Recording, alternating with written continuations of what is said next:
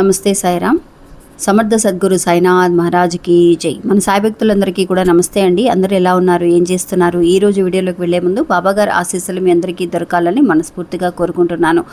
ఇంకా ఈరోజు బాబా ఏమంటున్నారు అని అంటే, బిడ్డ, నీ జీవితంలోకి ఎవరైనా సరే నీకు సహాయం చేయటానికి కానీ, నిన్ను ఓదార్చడానికి కానీ ఎవరైనా సరే వస్తే బాగుంటుంది బాబా అని చెప్పి, నీకు ఎవరు కూడా తోడు లేరు బాబా అని కూడా నువ్వు ఎన్నోసార్లు నా దగ్గర అడిగిన రోజులనే ఉన్నాయి. అందువల్ల నీ జీవితంలోకి నీకు తోడుగా నీకు ఇష్టమైన ఒక వ్యక్తిని పంపించబోతున్నాను. అతను వచ్చిన తర్వాత నీ జీవితమే ఖచ్చితంగా మారబోతుంది అని చెప్పి బాబా ఈరోజు ఒక మంచి సందేశాన్ని పంపిస్తున్నారండి. అంటే బాబా ఏం చెప్పబోతున్నారు ఏంటి అనేది ఈరోజు వీడియోలో పూర్తిగా తెలుసుకుందాం. ఇంకా వీడియోలోకి వెళ్ళడానికి ముందుగా మన ఛానల్ని ఎవరైతే కనుక కొత్తగా చూస్తున్నారో వాళ్ళు ప్లీజ్ సబ్స్క్రైబ్ చేసుకోండి ఫ్రెండ్స్. మీకు వీడియో నచ్చితే కనుక ఒక చిన్న లైక్ చేసి మీ ఫ్రెండ్స్ అందరికి కూడా షేర్ చేయండి. మీరు ఇంతవరకు కూడా ఎంతోమంది దగ్గర జ్యోతిష్యం చెప్పించుకొని అలసిపోయి ఉంటారు. కానీ నేను ఒక గురువు గారి గురించి తెలియజేస్తానండి.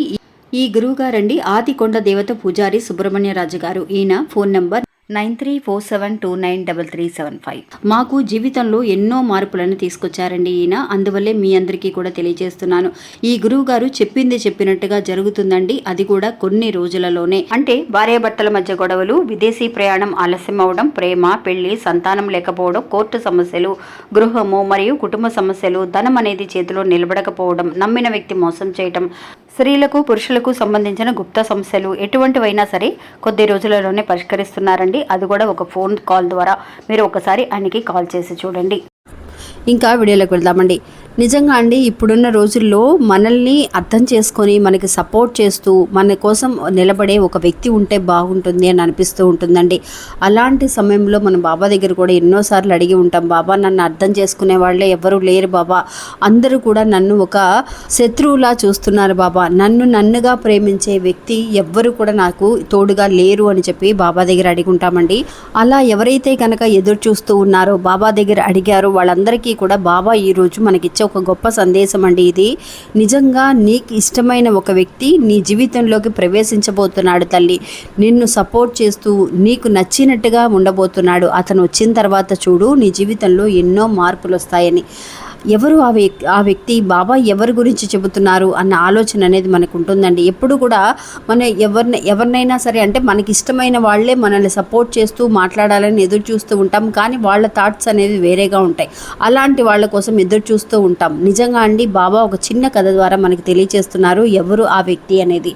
ఇంకా వీడియోలోకి వెళదాం. సాధారణంగా అండి బాబా భక్తులు ఎంతోమంది ఉన్నారండి. ఇలా ఎదురు చూసే వాళ్ళలో ఒక భక్తుడు బాబా దగ్గరికి వెళ్ళి, బాబా నాకు ఎవ్వరూ లేని క్షణాలలో అంటే నేను ఎంతోమంది దగ్గర మోసపోయాను బాబా, ఎవరూ లేని క్షణాల్లో మీరు నాకు తోడుగా ఉన్నారని నమ్మాను. కానీ ఇప్పుడు ఒక విషయాన్ని గురించి నేను అడుగుతున్నాను, అది మీరు నాకు చేసి ఇవ్వటం లేదు, మీరు కూడా నన్ను అర్థం చేసుకోవడం లేదే బాబా అని చెప్పి ఆ బాబానే నిందిస్తూ ప్రశ్నిస్తున్నాడండి ఒక భక్తుడు. నిజంగా అండి, మనకి నచ్చినట్టుగా కొన్ని విషయాలు జరిగితే అది మనుషుల ద్వారా కానివ్వండి, లేదంటే కనుక ఆ భగవంతుడి ద్వారా అయినా సరే మనం ఇష్టంగా ప్రేమిస్తూ ఉంటాం. ఆ భక్తుడే ఆయనే మనకి ఒక గొప్పగా కనిపిస్తూ ఉంటాడనమాట. ఎప్పుడైతే కనుక మనకి నచ్చని పనులు జరుగుతూ ఉంటాయో, నచ్చని విషయాలు చేస్తూ ఉంటారో వాళ్ళంటే మనకి ఇష్టం ఉండదు. వాళ్ళని మనం కొంచెం దూరంగా పెడుతూ ఉంటాం. అది అలాంటిది ఆ భగవంతుడిని కూడా, బాబాని కూడా అడుగుతున్నాడు. బాబా దగ్గర అడిగిన ఒక విషయం జరగలేదని, బాబా మీరు కూడా నన్ను మోసం చేస్తున్నారు బాబా, మిమ్మల్ని ఎంతో నమ్మానే అని చెప్పి బాబాకి చెబుతూ ఉన్నప్పుడు, బాబా దగ్గర అడుగుతున్నప్పుడు ఆయన బాబా ఇచ్చిన సమాధానం ఏంటో తెలుసా అండి? నిజంగా నువ్వు అందరినీ నిందిస్తున్నావే నాయనా, అంటే ఎవరు నీకు తోడుగా లేరని, నీకు నచ్చినట్టుగా ఎవరు లేరని నువ్వు అనుకుంటున్నావు. కానీ నువ్వు అందరికీ నచ్చినట్టుగా ఉండగలుగుతున్నావా? లేదంటే కనుక బాబా అని నువ్వు ఎంతో ప్రాణంగా ప్రేమించే నన్ను ఇష్టపడుతున్నావు, నేను చెప్పిన కొన్ని విషయాలను కూడా నువ్వు ఫాలో చేస్తున్నావా లేదా? నువ్వు అడిగిన ఒక విషయాన్ని నేను చేసి ఇవ్వటం లేదని నువ్వు ఎంతో ఆందోళన పడుతూ ఉన్నావు. కానీ నేను కూడా ఒక భగవంతుడిగా అంటే ఒక గురువుగా నీ దగ్గర నుంచి నేను కొన్ని విషయాలను ఎదురు చూస్తూ ఉన్నాను. ఆ విషయాలు కూడా నువ్వు మార్చుకోవటం లేదని నీ మీద నేను కోపడుతున్నానా తండ్రి అని చెప్పి ఆ బాబా భక్తుల్ని అడుగుతున్నాడండి. ఇది నిజంగా అక్షరాల నిజమండి. మనం ఒకళ్ళని నిందించేటప్పుడు వాళ్ళకి ఇష్టమైనట్టుగా మనం ఉంటున్నామా అని ఆలోచించమండి. మనకి ఇష్టమైనట్టుగా వాళ్ళు ఉంటున్నారా లేదా, మనకి సపోర్ట్ చేస్తున్నారా లేదా అని ఆలోచిస్తాం. కానీ ఎదుటి ఎదుటి వాళ్ళ దగ్గర నుంచి మనం ఎదురు చూస్తూ ఉంటాం, కానీ మన దగ్గర ఉన్న తప్పు ఏంటో మనం ఎప్పుడు కూడా ఎదురు చూడమండి. అంటే మన గురించి మన ఆలోచన ఎప్పుడు కూడా తప్పుగా మాట్లాడామేమో, లేదంటే మన మీద ఏదైనా తప్పు ఉంటుందేమో అన్న ఆలోచన మాత్రం మనకి రానే రాదనమాట. ఎదుటి వాళ్ళనే నిందిస్తూ ఉంటాం. అందువల్ల బాబా అదే భగవంతుడైనా సరే మనం అలాగే ఆలోచిస్తూ ఉంటాం. అయ్యో ఆ సమస్య తీరిస్తే మనకి ఆయన చాలా పెద్ద సహాయం చేశాడని ఆయన పాదాల మీద పడిపోయి బాబా మీరే బాబా నాకు దిక్కు అన్నట్టుగా అనుకుంటాం. అదే మనకి ఇష్టం లేని పని చేస్తే ఆ బాబాని నిందిస్తూ ఉంటాం. అదే బాబా ఏం చెబుతున్నాడు అనంటే భక్తుడికి, ఒక్కసారి నిన్ను నువ్వు అడుగు తండ్రి, నువ్వు అందరితో బాగుంటున్నావా, నువ్వు అందరికీ నచ్చినట్టుగా ఉండగలుగుతున్నావా, కనీసం నాకు నచ్చినట్టుగా అంటే నీ భగవంతుడని నువ్వు ప్రాణానికి ప్రాణంగా ఇష్టపడే నీ బాబాని నేను అడుగుతున్నాను, నువ్వు నాకు నచ్చినట్టుగా అయినా ఉండగలుగుతున్నావా అని అడిగినప్పుడు ఆ భక్తుడి దగ్గర సమాధానం లేదండి. అందుకు బాబా ఏమన్నాడో తెలుసా అండి, నిజంగా నీకు ఇష్టమైన ఒక వ్యక్తి నిన్ను వెతుక్కుంటూ నీ దగ్గరికి రాబోతున్నాడు, నీ జీవితంలోకి ప్రవేశించబోతున్నాడు. అలా ఆ వ్యక్తి కనుక వచ్చాడు అనంటే నీ జీవితం మారుతుంది. నువ్వు ఎవరి కోసమో కూడా ఎదురు చూడాల్సిన అవసరం లేదు. ఎవ్వరు కూడా సపోర్ట్ చేయాలని, నీ కోసం నిలబడాలని నువ్వు ఎదురు చూడాల్సిన అవసరం లేదు. కనీసం నా గురించి అయినా సరే అని చెప్పి బాబా గురించి చెప్తున్నారండి. ఎవరి గురించి ఆయన చెబుతున్నారు అనంటే, నిజంగా అండి, ఎప్పుడైతే కనుక ఒక మనిషి ఎవరి దగ్గర నుంచి ఏమీ ఎదురు చూడకుండా తన గురించి తను ఆలోచిస్తూ నేను కరెక్ట్గా ఉన్నాను, నాకు నేను సపోర్ట్ చేస్తున్నాను, నాకు నేనే బలమని ఎప్పుడైతే కనుక మనం అనుకోగలుగుతామో, నిజంగా మనం ఎవరి సపోర్ట్ గురించి ఎదురు చూడాల్సిన అవసరం లేదండి.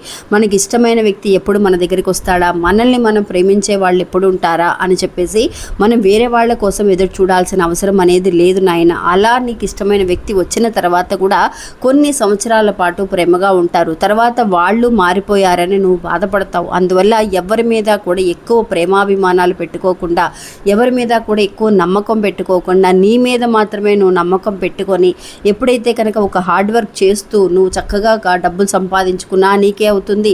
లేదంటే ఎక్కువ ప్రేమ అనేది పెట్టుకుని ఎంత దూరంలో ఉండాలో అంత దూరంలో ఉంటే ఖచ్చితంగా నువ్వు ఎవరి కోసమో ఎదురు చూడవు. ఈరోజు ఈ ప్రశ్న అనేది నా దాకా తీసుకురావు అని చెప్పి బాబా తెలియజేస్తున్నారండి. ఇది అక్షరాల నిజమా కాదనేది కూడా నాకు కమెంట్స్లో తెలియచేయండి ఫ్రెండ్స్. ఎందువల్లనంటే మనందరికీ వర్తిస్తుందండి బాబా చెప్పి ఈ కథ అనేది. ఇది ఇలాంటి ఒక విషయం మనందరికీ తెలుసండి. కానీ అయినా సరే మనం ఎదుటి వాళ్ళ కోసం ఎదురు చూస్తూ ఉంటాం.